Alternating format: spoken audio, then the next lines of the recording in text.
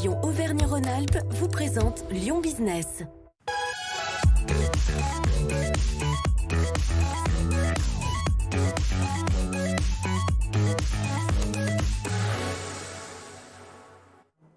Lyon Business, c'est votre rendez-vous consacré à l'économie le mardi sur BFM Lyon. Vous en avez l'habitude maintenant. Bienvenue cette semaine, notre invité Sylvain Tillon, fondateur de l'école Le Bahut à Lyon. Bonsoir. Bonsoir. Merci d'avoir accepté notre invitation. Face à vous, comme chaque semaine, notre experte dans Lyon Business, c'est Audrey Henrion du Journal des Entreprises. Bonsoir Audrey. Bonsoir Elodie. Alors le thème de cette émission, cette semaine, les échecs professionnels. Comment arriver à les dépasser? Pour cela, Sylvain Tillon, vous allez nous livrer votre expérience. Ce soir, vous êtes un chef d'entreprise qui a su rebondir. Vous avez 38 ans seulement et vous avez déjà créé 4 entreprises. En 2003, il y a eu d'abord Lucifer, une entreprise d'accessoires pour cheveux. Vous déposez le bilan en 2009. Vient ensuite Sido, une agence de conseil en pédagogie que vous quittez en 2014. En 2013, c'est la naissance de Tilki, un éditeur de logiciels. Vous êtes licencié en 2019 et puis vient le Bahut, une école qui forme des concepteurs e-learning et des responsables de formation. Ce parcours vous a donné l'envie d'en faire un livre sans conseils pratiques pour couler sa boîte. Tout un programme, dis donc. Pourquoi avoir voulu raconter votre expérience dans un livre? Thérapie d'abord, parce que ça fait du bien de prendre du recul sur les erreurs qu'on a pu faire. Et aussi une vraie croyance que ces erreurs, j'aurais peut-être pu les éviter si on me les avait présentées, racontées, qu'on a tendance à présenter que les succès. Et les succès sont souvent très difficiles à reproduire. Alors que les erreurs, si vous faites les mêmes que moi dans le bouquin, je vous garantis à peu près la même fin que moi. Et je ne vous la recommande pas. Justement, ce livre, il vous a permis d'identifier précisément les raisons de vos échecs? Il y a plein d'erreurs, il y a aussi des erreurs très anecdotiques. Mais oui, j'ai fait un gros travail pour comprendre ce qui s'était mal passé. Et c'est de ma faute. Et qu'est-ce qui s'est mal passé alors? J'avais très peur de l'échec, donc je faisais plein de non-choix. Je me suis diversifié international beaucoup trop vite, alors que j'étais pas encore assez en place sur le marché français. Au démarrage, j'ai d'abord fait fabriquer à l'étranger. Non pas par choix, mais parce que c'est le seul qui acceptait de fabriquer mes bijoux. Mais j'ai eu des erreurs de fabrication dans tous les sens, et j'étais pas capé ou armé pour contrôler ça au début. Je suis parti sur un marché compliqué que je ne connaissais pas du tout, qui n'était pas moi non plus, et surtout, je pense la pire, j'étais un piètre vendeur. Catastrophe. J'étais à 8h au bureau, je repartais à 20h, j'étais à côté du téléphone en attendant qu'il sonne, au cas où il sonnerait. Mais il sonnait pas, hein. Mais j'étais quand même là au cas où, on sait jamais. J'ai même fait des mois d'août au bureau à Lyon en espérant que le téléphone sonne. Il sonnait pas. Et c'est ainsi que vous avez créé et conçu l'entreprise Tilki, votre avant-dernière entreprise. Tilki, c'était un système qui permettait de savoir si votre prospect lisait le mail et vous pouviez l'appeler au moment où il lisait votre prospection commerciale. Et c'est de cette entreprise-là que vous vous êtes fait licencier, entre guillemets, c'est-à-dire que ce sont vos actionnaires qui vous ont dit « Merci beaucoup Sylvain, mais au revoir, ton idée, elle est géniale, on la garde et maintenant on te met à la porte ». C'est comme ça que ça s'est passé? Alors, ça vient de là parce que je reste feignant au fond et que du coup je cherchais une solution pour travailler le moins possible et le plus efficace possible. Donc ça c'est la jeunesse de Tilki.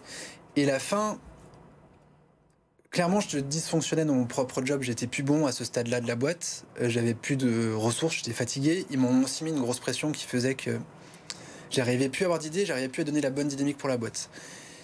Et c'était quand même de concerts où alors ils sont pas venus me voir en direct. Ils sont passés par mon associé cofondateur pour lui dire « Ce serait bien que Sylvain parte. Est-ce que tu serais prêt à le faire partir ?»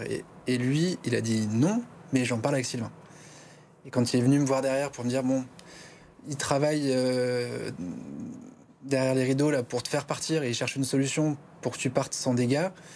Qu'est-ce que tu veux faire? Est-ce que tu veux t'accrocher? Est-ce que tu es prêt à lâcher la barre ?» Je lui dis « Quelles sont les conditions? Qui reste? Et qu'est-ce qui se passe après ?» Parce que c'était quand même votre entreprise, votre bébé. Plus que ça. Enfin, c'était. Mais même avec un vrai projet moyen terme, j'ai des choses que je voulais démontrer, que je voulais prouver par ça, avec un modèle management un peu différent, avec une approche du business un peu différente. Mais j'étais quand même en situation d'échec à ce moment-là, moi, dans la boîte. Et il fallait faire sûrement autre chose pour que la boîte continue, ce qui est le cas. Elle va très bien et elle continue peut-être mieux sans moi.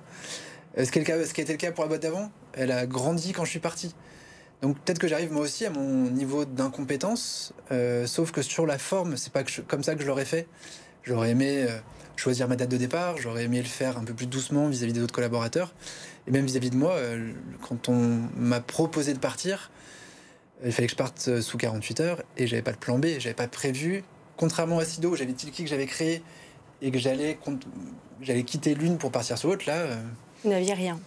C'est difficile pour vous de témoigner aujourd'hui. Cette semaine, une autre créatrice d'entreprise, Éléonore Blondeau, qui est une jeune créatrice d'entreprise à Lyon, expliquait qu'elle aussi, elle s'est fait débarquer de son entreprise un petit peu violemment du jour au lendemain.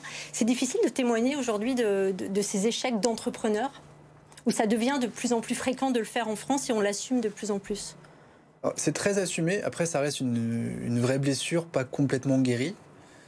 Parce que j'ai pas eu toutes les explications, parce que j'ai même pas eu d'autres échanges que ce mail des investisseurs qui m'ont dit voilà les conditions pour lesquelles tu pars, avec lesquelles tu pars, et que j'aurais aimé peut-être prendre une bière, un café, un déjeuner, un moment, juste pour débriefer et pour qu'ils m'aident aussi à me reconstruire en fait pour la suite. Après peut-être que c'est pas leur job parce qu'ils ont autre chose à foutre, je peux l'entendre. Mais très assumé dans le sens où effectivement aujourd'hui la parole s'est un peu libérée sur le sujet, on peut un peu plus en parler. Ça reste à vous tout de même aujourd'hui en France de parler d'un échec? Vous n'imaginez pas le nombre de fondateurs qui se sont fait débarquer, qui sont partis comme moi à l'époque avec mon post LinkedIn où j'ai c'est génial, je donne la main et c'est le plus beau jour de ma vie de donner la main à mes collaborateurs et à mon associé team en qui j'en tire confiance. Ce qui est complètement vrai sur cette partie-là.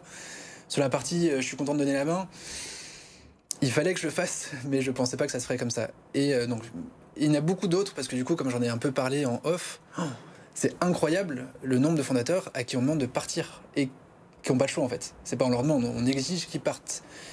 Et que ça fait partie du jeu.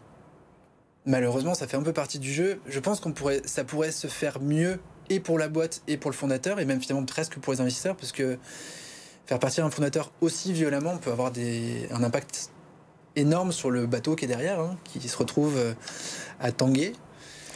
Aujourd'hui, on vous entend, vous avez été débarqué de votre entreprise, mais la situation avec le Covid aujourd'hui est celle de centaines d'entrepreneurs qui vont sans doute peut-être devoir liquider leur entreprise. Et là, la cause, elle ne sera pas endogène, elle vient du contexte conjoncturel. Qu'est-ce qu'il faut leur dire, qu'est-ce qu'il convient de leur dire à ces dirigeants-là qui vont échouer? Est-ce que l'échec, on s'en remet facilement? Pas du tout. C'est long. Rapprochez-vous vite du tribunal de commerce. Ils sont très sympas si on va les voir vite, un peu comme un banquier. Si on va le voir le jour, on n'a plus d'argent sur le compte, généralement le banquier ne nous reçoit pas très bien. Tribunal de commerce, c'est à peu près pareil. Si vous anticipez, si vous avez besoin de mettre en place un mandat ad hoc, de vous mettre en sauvegarde, il y a plein de processus et c'est souvent d'anciens entrepreneurs, les juges du tribunal de commerce. Donc allez les voir. Si malheureusement vous avez passé ce stade-là, allez voir 60 000 rebonds ou des associations d'entrepreneurs qui aident, parce qu'on se retrouve très très seul en fait. Quand on échoue, on ne peut pas avoir le soutien de ses salariés qui se retrouvent aussi dans la merde et c'est pas à eux de vous de soutenir. Vos proches ne comprennent pas toujours parce que soit on vous idéalisez un peu, soit vous n'avez jamais parlé trop de vos problèmes parce que c'est pas toujours facile en fait. On est l'entrepreneur, donc on est censé avancer, on est censé avoir le sourire, on est censé avoir la patate. Et là vraiment, vous risquez de pas l'avoir et d'avoir pas grand monde qui comprend ça. Surtout qu'on va vous dire, mais c'était votre choix d'entreprendre. Donc il faut se tourner vers ses pairs. En tout cas, moi, c'est eux qui m'ont aidé. C'est des copains comme Guillaume Berthollet à Lyon, qui avait connu 8 échecs et qui s'est retrouvé directeur de l'incubateur d'HEC, parce qu'on lui dit, toi, tu sais échouer, donc tu vas savoir aider nos étudiants à peut-être un peu moins échouer. Donc oui, des gens qui vont pas vous juger, qui sauront vous aider à voir ce que vous avez très bien fait, parce que vous avez quand même des qualités, et qui sauront vous donner les clés peut-être pour repartir, ou qui vous offriront un premier job pour vous relancer en tant que salarié avant de réentreprendre un jour. Mais faites attention à vous, protégez-vous. L'autre, moi, le plus gros échec peut être financier et on peut mettre tout en danger si on ne fait pas un peu attention, si on n'anticipe pas un tout petit peu. Alors il y a plusieurs types d'échecs. Moi, première boîte Lucifer, là, ça a été tribunal de commerce, liquidation et des procès et des dettes, donc très galère. Tilki, c'est pas du tout le cas. Je suis parti, c'est un échec perso, mais économiquement, j'ai pas perdu d'argent. Mais à chaque fois, vous avez eu la force de rebondir, de créer à nouveau. Qu'est-ce qui a fait cela? Ça vient de votre personnalité? Quels conseils on peut donner à ces gens qui nous regardent aujourd'hui justement et qui se disent bah voilà, j'ai pas réussi, je suis désespéré, mais je ne repartirai pas là-dedans? Je crois que c'est un peu la destruction créatrice de Schumpeter, ce qu'on m'avait appris au collège ou au lycée, je sais plus. C'est quand il n'y a plus rien, finalement, on retrouve des idées. Et que j'avais besoin d'avoir plus rien pour retrouver des idées. Aussi, ce qui m'a beaucoup aidé finalement à ce moment-là, c'est des copains qui m'ont invité dans leur boîte où je venais bosser à côté d'eux, où je venais leur donner des coups de main sur leur projet parce qu'ils trouvaient que j'avais des qualités que j'avais même moi-même oubliées, ou j'avais même plus confiance en moi comme quoi j'étais capable de faire ça. Et un autre truc qui m'a beaucoup aidé, c'est protège ton soignant. une initiative pendant le premier confinement qui était là pour aider les hôpitaux et les médecins à se fournir en masques, en respirateurs et même juste en repas. Vous vous êtes occupé des autres pour vous soigner vous-même. Et vous avez rebondi avec une nouvelle idée puisque vous avez fondé une école. Oui.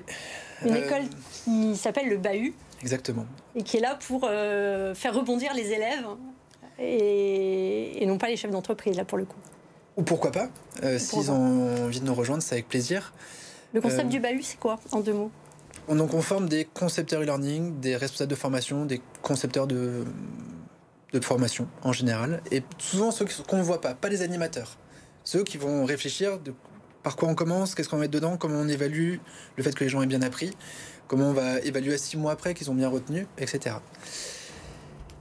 Et avec un modèle que j'ai piqué à la Rocket School avec leur accord, qui est gratuité, parce que c'est financé à 100% par Pôle emploi, et un premier job garanti au bout. Et pour moi, c'est super important qu'on puisse se former à un nouveau métier quand on est en reconversion, quel que soit l'âge, quel que soit le parcours avant, parce qu'on ne regarde pas ni les diplômes ni les expériences, sur un nouveau job, et qu'on nous donne une première fois sa chance. Et c'est vraiment le projet du Bahut, où ils n'ont droit de suivre la formation que si on leur a trouvé un premier boulot. Et donc c'est soit du contrat d'apprentissage, contrat pro, CDD ou CDI. Et donc tous les promos, on a 22 élèves qui découvrent un nouveau métier, un nouveau job. Et c'est la semaine prochaine. Merci Sylvain Tillon d'être venu témoigner sur le plateau de BFM Lyon. Je suis sûre que vous avez aidé beaucoup de personnes ce soir grâce à votre témoignage. Si vous avez besoin d'aide également, n'oubliez pas jeudi prochain l'événement baptisé 24 heures pour rebondir, organisé par l'association Second Souffle. Toutes les infos sur leur site internet. Vous restez avec nous, l'info se poursuit sur BFM Lyon. Passez une très bonne soirée.